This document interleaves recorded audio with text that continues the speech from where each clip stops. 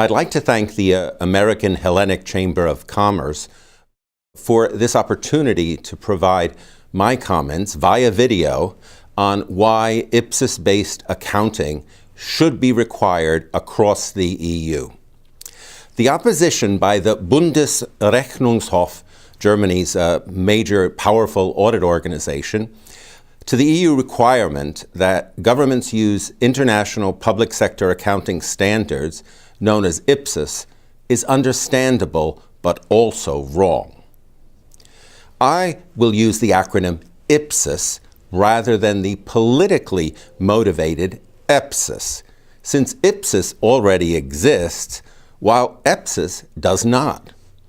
The term Epsos was invented to describe the EU's attempt to use Ipsos-based accounting rules, but by cloaking them in a hypothetical European version.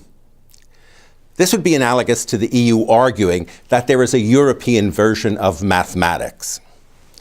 Had it not been for Germany's past and current interventions, the EU would be saving time and money. With more than 40 years' experience on Wall Street assessing government financial risks, it appears to me that the German organization may not fully grasp the importance of Ipsos accounting in their quest to mandate strict fiscal discipline. I cannot even begin to list the number of accounting deceptions used by governments that I've been subjected to over the decades. All sorts of imaginative accounting methods have been used to conceal actual financial positions. By requiring the implementation of Ipsos accounting, it becomes more difficult for governments to obfuscate. Let's look at a case close to the heart of the Germans, Greece. It's well known that historically Greek government financial statistics left much to be desired. Every kind of distortion and misrepresentation was used by Greek governments to minimize their deficits prior to the crisis, followed by trying everything they could to maximize their financial destitution post-crisis. Neither was accurate. It has taken years for the Greek government to get its accounting statistics to a point where they assess the government's actual revenues and expenditures. Using Ipsos enables us to examine the balance sheet of the Greek government.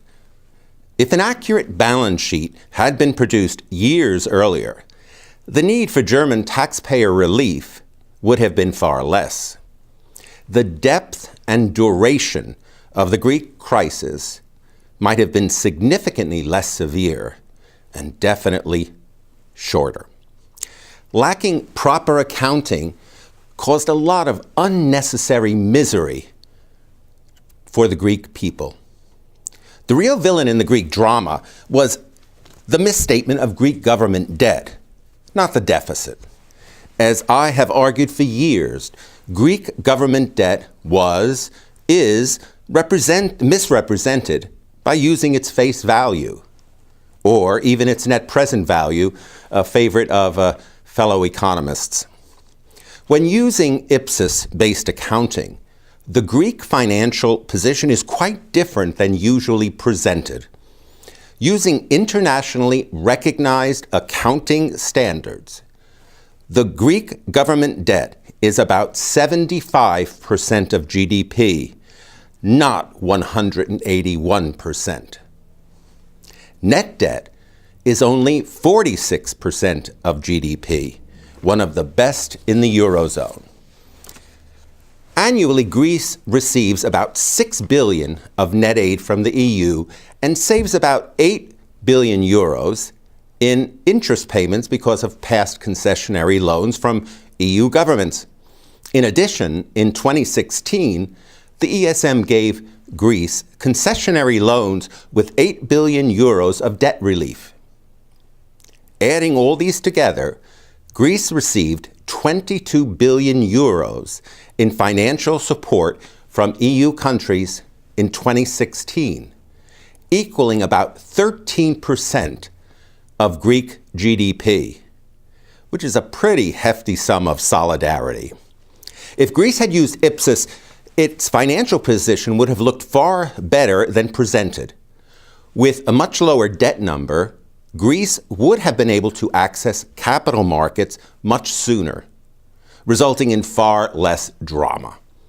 Now that investors have begun to recognize the Greek government's actual financial position, the government is once again gaining capital market access.